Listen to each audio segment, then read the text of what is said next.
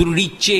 మరి క్షీరసాగరం తండ్రి కదూ, తన కూతురు ఇప్పుడు అవతారంలో తనకి కుమార్తెగా వచ్చింది. తానెంత అదృష్టాన్ని పొందాడు.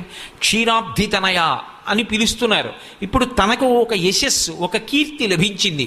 అందుకే ఆవిడ కట్టుకోవలసినటువంటి పచ్చని పట్టుపుట్టాన్ని గబగబా వెళ్ళి ఆ పాల సముద్రం, ఆ క్షీర సముద్రం తీసుకొచ్చి ఆవిడికి సమర్పించింది. కాబట్టి కట్టంగ పచ్చని పట్టుపుట్టపు దోయి ముదితకు తెచ్చి సముద్రుడిచ్చే.